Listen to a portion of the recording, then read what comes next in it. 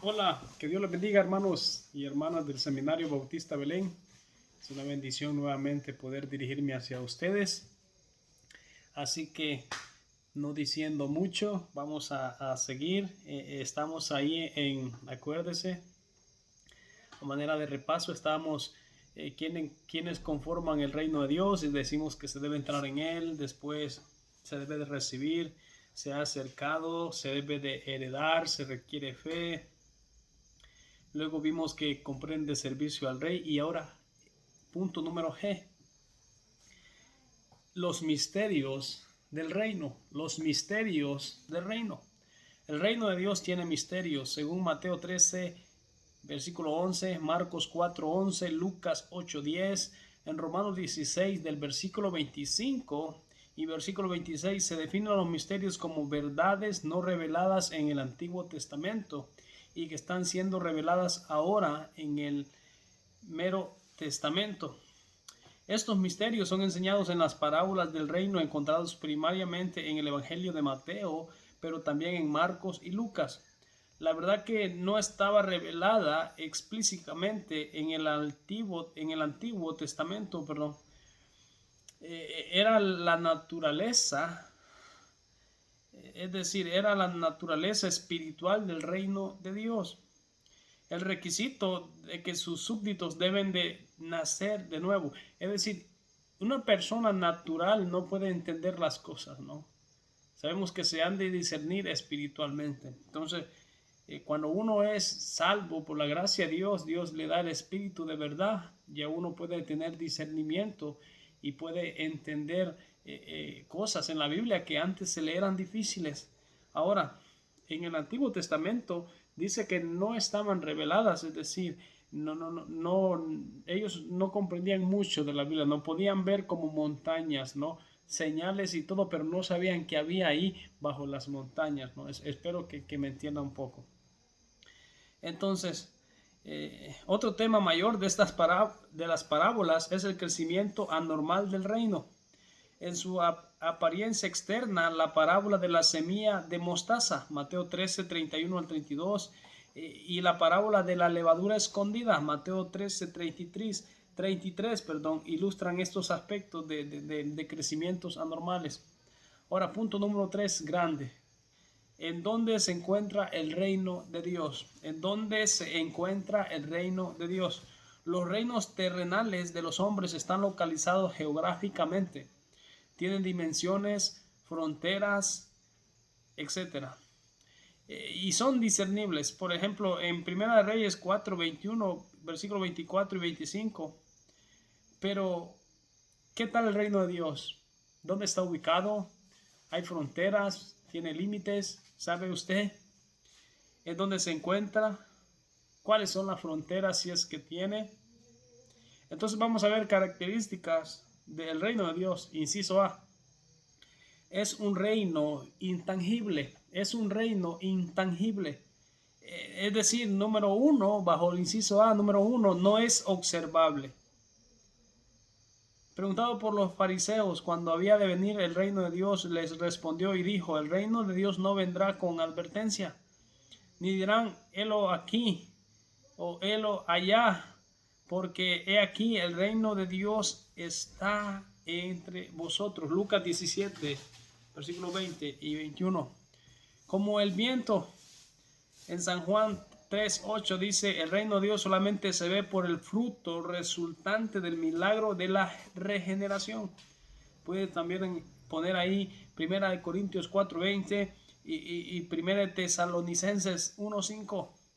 Entonces, decimos número uno, no es observable. Número dos, no es político. Respondió Jesús: mi reino no es de este mundo. Si mi reino fuera de este mundo, mis servidores pelearían para que yo no fuera entregado a los judíos. Pero mi reino no es de aquí. San Juan 18, 36.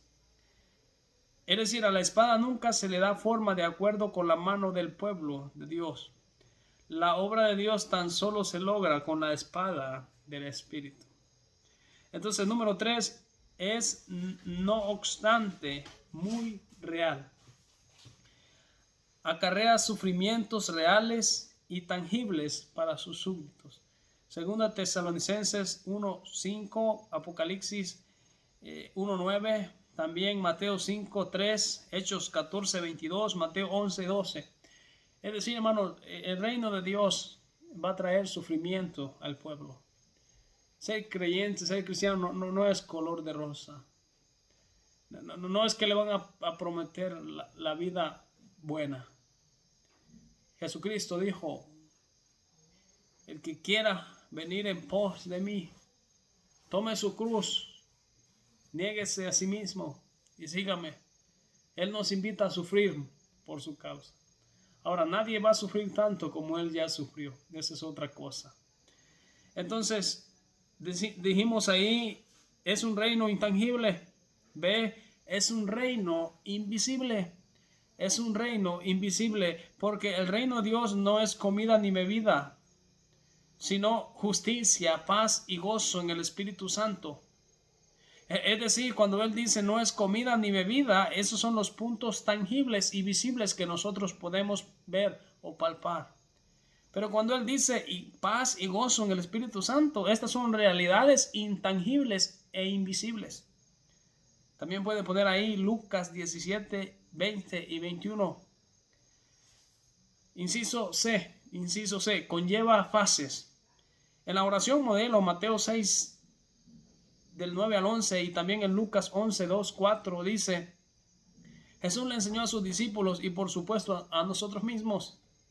Él dijo, venga tu reino. No obstante, en Mateo 12, 28 y en Lucas 10, 11, el Señor dijo que el reino de Dios ya se ha acercado.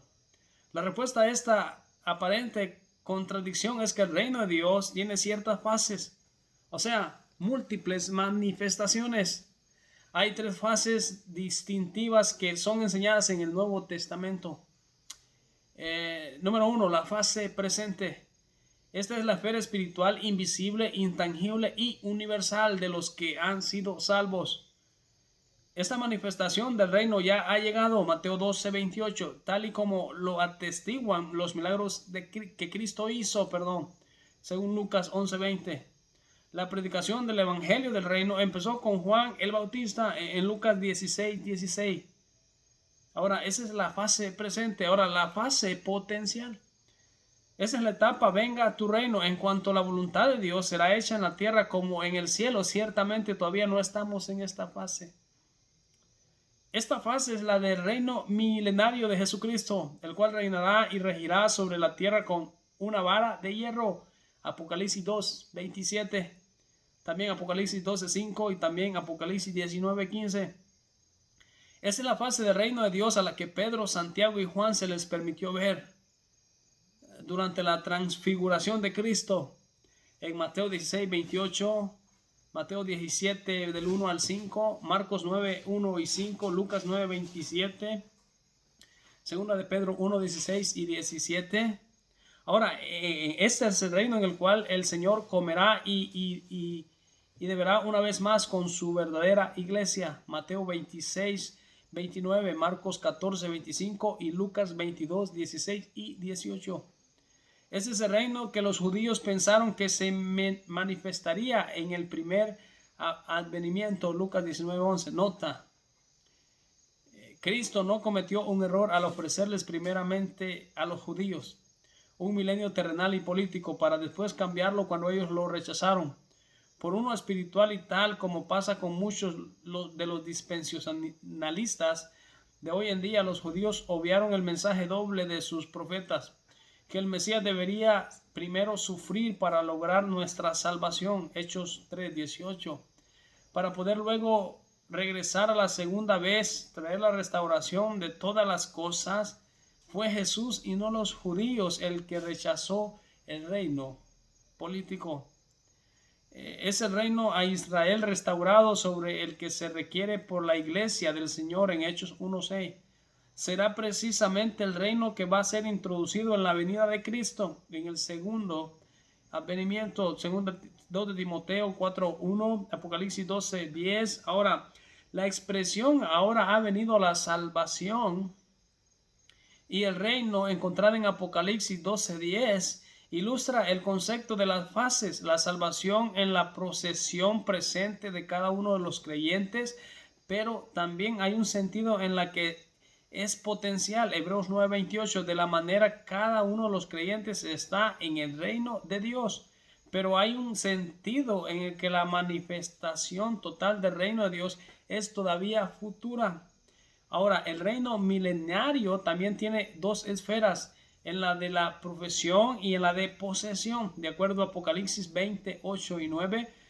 Y en la combinación de esta utópica se realizará un escrutinio final del corazón de los hombres, revelando una gran multitud que tan solamente han tenido una forma de piedad bajo el régimen justo de Cristo.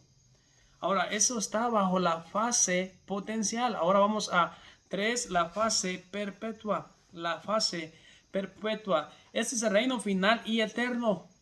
1 Corintios 15, versículo 24 y 28. 2 Timoteo 4, 18. Hebreos 12, 28 y 2 de Pedro 1, 11.